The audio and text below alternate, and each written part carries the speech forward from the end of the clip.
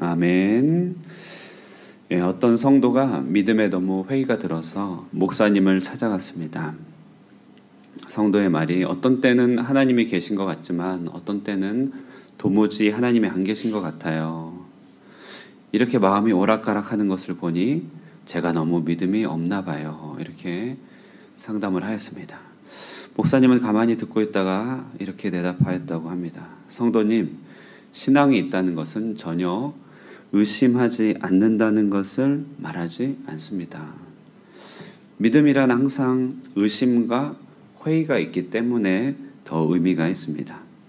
내가 지금 믿음이 있다는 것은 의심이 전혀 없다는 것을 말하는 것이 아니라 의심보다 믿음이 한 계단 더 높다는 것을 말합니다. 이렇게 얘기했다고 해요. 다시 의심의 계단은 높아지겠지만 또다시 믿음의 한 계단을 오르시면 됩니다. 그렇죠? 믿음이라고 하는 것은 의심이 전혀 없는 상태는 아닙니다. 이 성도는 신앙과 의심이 함께 간다는 것, 그리고 신앙은 의심이 전혀 없는 것을 의미하는 것이 아니란 말에 마음에 위안과 안도를 느끼면서 돌아갈 수 있었다고 합니다. 우리 하나님은 한눈에 보이는 분이 아니기 때문에 이 땅을 살아가는 신자들은 항상 흔들리게 마련입니다. 특히 주위에 온통 하나님이 없다고 말하거나 하나님이 없는 것 같이 사는 사람들 속에 둘러싸여 살면서 우리는 그 속에서 불안해하고 신앙의 올곧은 길을 의심하고는 합니다. 오늘 시편은 그렇게 하나님이 없다 말하는 세상 속에서 그래서 언제든지 자신도 의심하고 믿음의 나락에서 떨어질 수밖에 없는 그런 형편 속에서 신앙의 이유를 찾아내고 하나님의 백성을 교훈하는 그런 시라고 할 수 있죠. 먼저 하나씩 생각해 보면 하나님이 없다 말하는 것은 미련함의 극치가 된다, 이렇게 생각할 수 있습니다. 1절 말씀 한번 보시면요, 1절 중반절까지 보시면 어리석은 자는 그의 마음에 이르기를 하나님이 없다 하도다, 이렇게 얘기합니다. 어리석은 자는 그 마음에 이르기를 하나님이 없다 하도다. 마음에 하나님이 없다 말하는 것은 미련함의 극치다, 이런 말이죠. 원래 사람은 처음부터요 하나님과 맞물려서 태어납니다. 그렇죠? 도저히 인간 스스로 만들어낼 수 없는 생명의 원리를 가지고 살아가고 있고 끊임없이 인생과 삶의 의미를 탐구하는 그런 마음이 있습니다. 어떤 거룩한 성스러움에 대한 경외심들, 그리고 선을 향한 추구들이 우리 삶에 있습니다. 뭔가 삶에 더 나은 것들에 대한 희망을 가지고 있는 것이죠. 죽음과 같은 한계 상황들이 늘 놓여있기 때문에 두려움이 있습니다. 하나님은 그래서 당신의 살아계심을 언제나 깨우쳐주고 계시죠. 실제로 이렇게 과학이 발달한 시대지만 정말 전적으로 하나님을 믿지 않는 무신론자는 전 세계 20%밖에 되지 않는다고 합니다. 과학이 발달하면 종교가 없어질 것이라고 생각하였지만 오늘날 이슬람 국가나 전 세계 형편을 보면은 더더욱더 사람들은 종교적이 되어가고 있는 것이죠. 그래서 어떤 학자는요, 진짜 연구 대상은 종교에 깊이 심취한 사람이 아니라 그들을 조롱하면서 하나님이 없다 말하며 자기 스스로 똑똑한 채 하는 이 특이한 일부의 사람들이 진짜 연구 대상이다, 이렇게 얘기하는 거예요. 처음부터 마지막까지 우리는 하나님과 엮여 있습니다. 하나님과 더불어서 살아갑니다. 그러니 마음에 하나님이 없다 말하고 삶의 실천에 하나님을 의식하지 않는 것은 그것은 가장 큰 거짓이고 자기 속임이고 그것만한 미련함은 없다. 그렇기 때문에 하나님이 없다 말하는 그런 의심으로부터 좀 자유할 필요가 있다. 오늘 시편은 교훈하고 있는 것이죠. 두 번째 오늘 시편은요, 또 두 번째 교훈을 얘기해 주는데 하나님이 없다고 여기는 마음은 그 속에 속히 부패를 가져온다는 것입니다. 부패. 이렇게 썩어져 간다는 것이죠. 오늘 1절 다시 말씀 보시면 1절 중반절에 그들은 부패하며 가증한 악을 행하며 선을 행하는 자도 없도다, 이렇게 얘기합니다. 3절에 보시면 각기 물러가 함께 더러운 자가 되고 선을 행하는 자 없으니 한 사람도 없도다 이렇게 말합니다. 자, 하나님은요 사람의 선행의 주춧돌입니다. 그러니까 모든 의미 있고 올바른 일을 하기 위한 가장 머릿돌이 되고 기둥이 되신다는 것이죠. 아무리 하나님이 없다 말하는 사람도 인생의 선함을 추구할 때는 그도 모르게 하나님을 의지하고 있거나 아니면 거짓을 행하고 있는 것이죠. 마음에 하나님 두기를 싫어하면 어떻게 되는가? 그 마음에 하나님 자리에 인해 다른 것들이 하나님의 자리를 차지하게 되고 속에서부터 어깃장이 나기 시작한다는 것입니다. 그럴 수밖에 없죠. 데이비드 키네만이라고요. 미국의 이제 아주 유명한 리서치 하시는 분인데요. 이분이 왜 청년들은 교회를 떠나는가 이런 책을 썼어요. 왜 청년들은 교회를 떠나는가. 오늘날 청년들 말합니다. 옛날엔 청년들이 북적거렸잖아요. 왜 떠나는가? 대체적으로 어떤 기성 질서라든지 교회 구조가 청년들의 문화에 맞지 않는 것이죠. 그러니까 청년들이 생각하는 문화, 행복관이 교회와는 좀 다르다는 것이에요. 권위주의라든지 세상을 바라보는 방식이라든지. 근데 이제 이런 것들은 사실 다 좀 주변적인 것들이고요. 오늘날 이제 젊은이라고 하는 그리고 오늘날 사람이라고 하는 사람들이 교회를 떠나는 가장 중심 이유는 사실은 도덕의 문제가 좀 있습니다. 도덕. 다시 말해 개방적인 현대 사회잖아요. 자, 일일이 다 말씀드리진 않겠지만 명확한 도덕을 지침을 가지고 있는 교회는 이들의 자유분방한 도덕관과 충돌하는 것이죠. 그것이 항상 지적이 되고 그것이 항상 걸림이 된다는 것이에요. 그러니 자기 스스로도 그 속에서 걸림이 된 걸 알기 때문에 아예 교회라고 하는 기관을 떠난다는 것입니다. 오늘날은 심지어 자기 표현과 자기 정체성의 수단으로 쾌락주의를 선택하고 있죠. 이런 것들이 가장 핵심이 되어서 신앙으로 가는 길에 큰 방해가 된다는 것입니다. 우리도 신앙의 세계로 가고 더 깊어지고 여러분 이렇게 새벽 기도로도 나오려면 우리 삶의 핵심 즐거움을 하나씩 좀 내려놔야 되는 것이죠. 여기까지 오셨던 것은 그런 우리 삶을 붙들고 있었던 어떤 이 땅의 즐거움들을 하나하나 내려온 결과로 여기까지 오신 것 아닙니까? 그러니 사람들이 마음에 하나님 두기를 싫어하면 그 마음에 자기 즐거움이 가득 채워진다는 것을 말합니다. 바울은 로마서에서 그 마음에 하나님 두기를 싫어하는 것, 하나님의 자리를 다른 우상과 바꾼 사람들이 어떻게 자기 욕구와 욕망 속에서 체계적으로 미끄러지고 안에서부터 무너지는지를 잘 보여주고 있습니다. 마음에 하나님이 없으면 자기를 뛰어넘는 의와 선을 추구할 수 없습니다. 불안과 두려움을 극복하기도 힘듭니다. 마음에 하나님이 없으면 자기 삶 속에 자기 안에서 뭔가 신주단지를 모시고 살아가는 것이에요. 4절에 이렇게 하나님 없는 자는요 결국 그 무지를 드러내는 것이고 떡을 먹듯이 다시 말해 일상적으로 밥 먹듯이 아무렇지도 않게 경건한 자들을 무시하고 하나님을 멀리하는데 이건 참 무감각이라는 것이죠. 어떻게 이렇게 감각이 없을까? 세 번째, 왜 하나님을 믿어야 되는가? 하나님이 없는 이들은 그러니까 불신앙, 하나님 없다 말하는 일의 폐해는 무엇인가? 호련히 그 결과를 맛보게 됩니다.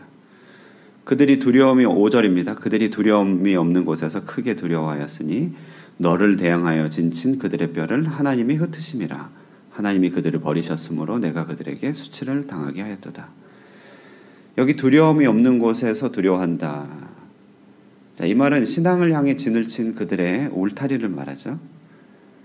그들이 울타리를 치고 신앙을 멀리하지만 시인은요 그들의 불신앙이 마치 믿음의 사람을 대항하여 진을 친 것 같다고 이렇게 말하고 있는데요. 그 안에 있지만 결과적으로 전쟁에서 패하여 그 뼈를 수습해 줄 일이 없는 그런 처량한 뼈에 흩어진 것 같은 일을 당할 것이다. 아주 극단의 얘기를 하고 있는데요. 그러니까 전쟁에서 패배한 사람과 같이 될 것이다. 이렇게 얘기하는 것입니다. 정말 여러분 사람들이 그래요. 하나님이 없다 말하지만 실제에 있어서는 부적, 굿, 무당을 드나들거나 점을 보거나 혹은 종교에 거의 비슷한 정치활동이나 취미활동 속에서 일종의 나름대로의 의식, 리추얼을 행합니다. 끝끝내 하나님만은 믿지 않겠다고 하지만 꼭 마치 그의 삶을 보면 예배 드리는 것 같은 일종의 루틴이 있고 뭔가 붙잡히고 사로잡히고 있다는 것이에요. 거의 예배자예요. 우리 공산권에 살면서 이 땅도 그렇죠. 공식적으로 하나님이 없다고 말하지만 결국은 어떤 인물을 우상화하거나 아니면 몰래 신상을 섬기는 것입니다. 몰래. 아무리 하나님 없다고 말하는 사람도 아까 좀 전에 말씀드렸듯이 자기 신주단지가 다 있어서 절대로 손대면 안 되는, 그것만큼 터치하지 말아야 되는 그 마음의 한 중심에 종교가 다 있습니다. 그런 의미에서요, 하나님이 없다 말하는 사람, 궁극적으로 하나님이 진짜 없다고 말하지는 않다는 것이죠. 그들은 결국은 다 탕자들이고 우리와 멀지 않은 사람들입니다. 되게 비슷하죠. 우리가 이렇게 새벽에 나와서 일정하게 하나님을 믿듯이 일정하게 그렇게 뭔가 중요하게 여기는 것들이 있다는 것입니다. 그들은 우리와 아주 가깝습니다. 우리의 이웃이라고 할 수 있죠. 우리의 옆집에 약간 무너진 집에 살아가고 있는 사람들입니다. 그래서 우리는 이 신앙이 없다고 말하는 사람들의 패배, 그 안에 모순을 기억해야 됩니다. 결론적으로 말합니다. 신앙의 위안은 바로 우리를 구원하여 주시는 세상의 한 중심이 있다. 그것을 시온이라고 얘기하는데요. 한 중심이 있다 말합니다. 6절 말씀 우리 다 함께 읽어볼까요? 6절 읽겠습니다. 시작. 시온에서 이스라엘을 구원하여 줄 자 누구인가? 하나님이 자기 백성의 포로된 것을 돌이키실 때에 야곱이 즐거워하며 이스라엘이 기뻐하리로다. 포로되었다고 말하는 것은 실제적인 포로를 말하기도 하고 하나님 없다 말하는 삶, 세상 속에 살아가는 것을 말하죠. 자, 그런데 우리 신자들의 위안은 뭐냐면요, 하나님 중심으로 살아가고 하나님께 소망을 두고 대대로 하나님을 기억하도록 하는 이 신자의 삶의 위안은 시간이 갈수록 흩어진 삶이 하나로 모인다는 것입니다. 지금은 여기저기 다 흩어져 있는 것 같아가지고 내 손에 들어오지 않고 인생이 불안하고 내 삶이 때로는 멸망한 것 같이 한탄 가운데 있지만요, 신앙은, 하나님을 믿는 믿음은 우리를 자기 위치로 가게 하고 흩어진 모든 삶들이 하나로 모이게 된다는 것이죠. 어떤 아우라가 생기는 것입니다. 어떤 보이지 않는 힘이 생긴다는 것입니다. 룻과 나오미, 인생의 모든 것들이 산산이 조각났지만 하나님을 믿는 믿음 가운데서 그들은 원래의 자리 베들레헴에 돌아갔고 그들을 보호하는 울타리 보아스를 만났고 그 안에서 하나님 왕가의 자손 다윗을 출생하는 이런 모아짐, 이런 흩어진 것들이 다 깨어진 것들이 하나로 모아진 것들을 경험하게 됐다는 것이죠. 요셉의 온 가족들은 정말 풍비박산이 났었죠. 그러나 신앙 안에서, 믿음 안에서 내면은 다 변화되고 서로를 챙기고 한 아버지를 섬기고 주님께서 이끌어주신 구원을 맛보게 되었다는 것입니다. 우리는 당장 우리의 시대 몇십 년만 보는 게 아닙니다. 우리 이상, 우리 이후에 있을 10년, 50년, 100년 이후에 하나님이 우리의 인생의 여정을 통하여서, 우리 뒤안길을 통하여서 하나하나 모아주실 하나님을 기대하면서 영원한 하나님께 우리 자신을 맡기는 것이죠. 이처럼 보이지 않는 큰 울타리가 우리 삶을 윤택하게 할 것입니다. 그러니 신앙에 있어서 담대함과 자부심을 가지고 우리 믿음의 이유를 확인해야 됩니다. 말씀을 맺으면요, 의심이 있기 때문에 믿음도 의미가 있죠. 의심보다 믿음이 한 계단만 더 있으면 믿음이 있는 것입니다. 오늘도 우리 주변에 하나님 없이도 잘 살아가는 것 같은 사람들 때문에 마음에 곤혹과 당혹을 느끼지 마시고 하나님을 믿는 분명한 이유를 붙들고 내 삶 모든 곳에서 하나님의 자리를 인정하고 틈틈이 기도하고 하나님을 모시고 하나님께 우리 삶의 주권자가 되시기를 그렇게 간구하면서 살아가시는 저와 여러분 되시기를 주님의 이름으로 축원드립니다. 기도하겠습니다. 참 살아계신 하나님 아버지, 하나님은 살아계시며 우리 인생들 가운데 주권자로 역사하심을 믿습니다. 수많은 사람들이 그 마음의 어리석음에 덫에 걸려서 살아계신 그 하나님이 명백히 우리 삶을 인도하심에도 불구하고 하나님이 없다 말하며 마치 인생 가운데 하나님이 없는 것 같이 살지만 하나님 그와 같이 이 땅에 보이는 사람들의 유행과 여러 세상의 문화로 말미암아 우리의 믿음이 흔들리지 않게 하여 주시고 하나님을 믿는 것이 우리 삶에 얼마나 큰 위안이며 그것이 인생에 얼마나 큰 지혜임을 한시도 망각하지 않고 하나님을 더욱더 굳건히 믿는 우리가 되게 하여 주시옵소서. 지금도 하나님이 없다 말하는 사람, 그 삶에 찾아들고 깃들어 있는 무지와 부패와 그들의 마음의 어리석음들을 우리가 늘 기억하게 하여 주시고 그들도 여전히 더듬어 찾고 있는 이 하나님을 우리가 삶과 우리의 행실과 우리의 진실한 말로 온전히 하나님을 잘 소개하여 이 땅에 하나님이 없다 말하는 자들을 온전히 선한 길로 하나님의 길로 인도하는 주님의 전령 하나님의 신실한 종들이 다 되게 하여 주시옵소서. 오늘도 우리의 삶의 한 꼭지 한 꼭지 삶의 마디마디마다 하나님이 계셔야 할 것임을 고백합니다. 그러므로 자리를 이동할 때마다 어디서든지 새로운 만남을 가질 때마다 늘 하나님께 기도하고 하나님의 도움을 구하는 우리가 되게 하여 주시고 신실하게 주님을 의지하여 기도하여 하나님을 바라는 자들에게 하나님 보이지 않는 역사로 우리 삶을 모아주시는 그 크신 은혜를 맛보는 이 하루가 되게 하여 주시옵소서.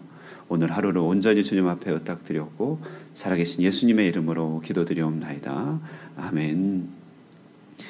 오늘도 믿음을 굳게 하며 하나님을 의지하며 기도하시기 바라고 독감이 유행하고 있는 것 같습니다. 우리 성도들 자녀들 가운데도 독감 걸린 자녀들이 있고 성도 있는데 우리 독감으로부터 지켜주시고 또 몸을 강건케 해주시고 또 여러 치료 과정 가운데 있는 성도도 붙들어 주시고 성도의 사업 일터 어려운 중에도 항상 함께 해주셔서 하나님 도우심과 또 승리케 하심을 맛보게 하옵소서. 우리 다 함께 우리 자신과 교회를 위하여 중보기도 하시고 또 우리나라 대한민국을 위해서 기도하시고 개인의 기도 제목으로 계속 기도하시고 돌아가겠습니다.